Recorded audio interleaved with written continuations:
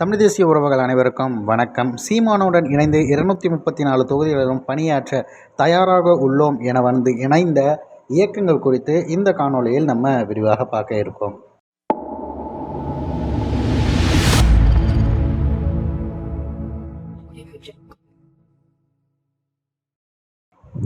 நாம் தமிழர் கட்சி கடந்த 15 வருடங்களாக இந்த தமிழ்நாட்டு மண்ணுக்காகவும் மக்களுக்காகவும் அயராது உழைத்து கொண்டு வருகிறார்கள்.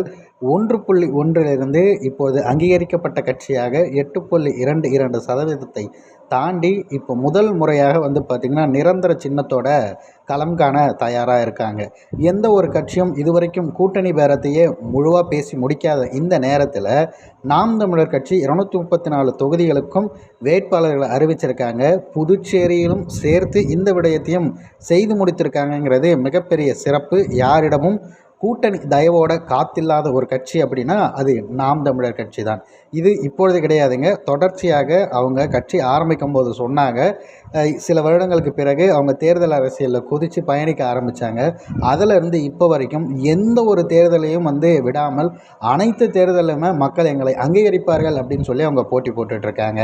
அந்த வகையில் 26 தேர்தலும் இருக்குது. இந்த வகையில் இன்று அண்ணன் சீமான் அவர்கள் பார்த்திங்கன்னா ராஷ்ட்ரிய உலமா கவுன்சில் மாநில தலைவர் அன்பிற்குரிய சகோதரர் அக்ரம் கான் அவர்களும் தமிழ்நாடு சுன்னத் ஜமாத் அமைப்புடைய நிர்வாகிகளும் இன்று 11/3/2026 நாம் தமிழர் கட்சியுடைய தலைமை அலுவலகத்திற்கு நேரில் வருகின்ற சட்டமன்ற தேர்தல் 2026 நாம் தமிழர் கட்சிக்கு தங்களது இயக்கங்கள் சார்பாக முழு ஆதரவை தெரிவித்துக் கொள்வதாகவும் 234 தொகுதிகளிலும் நாம் தமிழர் கட்சியுடைய வேட்பாளர்களுடன் இணைந்து தேர்தலுக்காக நாங்கள் களப்பணி ஆற்றுகிறோம் என அண்ணன் சீமான் அவர்களிடம் உறுதியளித்திருக்காங்க. இது அண்ணன் சீமான் அவர்களே பகிர்ந்திருக்காரு.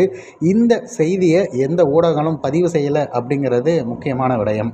விஜய் அவர்களோட இருக்கக்கூடிய சின்ன லெட்டர் பேட் இயக்கம் யாரோ ஒரு 10 பேர் இருந்தால் கூட அதை கூட செய்தியாக போடுறவங்க எந்த இயக்கம் சேர்ந்தாலும், இன்னும் சொல்லப்போனால் நமக்கு இது வரைக்கும் தெரியாத கட்சி பேரோட திமுகவில் யாரோ ஒருத்தவங்களை சேர்த்து வச்சுருக்காங்க. அப்படி ஒரு கட்சியை கூட பார்த்திங்கன்னா ஒரு மிகப்பெரிய செய்தி போல் ஊடகங்கள் பதிவிடுறாங்க. 2 இயக்கங்கள் ஒரே நேரத்தில் இதுவரைக்கும் கூட்டணியே இல்லைன்ற ஒருத்தவர் கூட நம்பிக்கையாக இப்படி 2 இயக்கங்கள் இணைந்திருக்கு அப்படின்னு பதிவேற்றதில் ஊடகங்களுக்கு நிறைய பிரச்சனை இருக்குது போல். அந்த மாதிரி தான் இந்த விஷயத்தை பார்க்க தோணுது. ஆனால் சீமான் அவர்களுடைய தமிழ் தேசிய கொள்கையை ஏற்று இங்கே பல மக்களும் இணைந்து அண்ணனோட உழைக்க தயாராகிட்டாங்க. இன்னும் வெளிப்படையாக இந்த தேர்தல் முடிவதற்குள்ள பல இயக்கங்கள் வரும் அப்படிங்கிறதுல எந்தவித மாற்று கருத்தும் கிடையாது. நாம் தமிழர் கட்சியுடைய வளர்ச்சி அப்படிங்கிறது நாளுக்கு நாள் அபரிவிதமாக வளர்ந்து கொண்டே போகிறது. வெளிப்படையாக தமிழ் தேசியத்தை ஆதரிக்கக்கூடிய பல நபர்கள் வர ஆரம்பிச்சிட்டாங்க. 2026 நாம் தமிழர் கட்சிக்கு வெற்றி வசம் நிச்சயம் கைகூடும் அப்படின்னு எதிர்பார்க்கலாம்.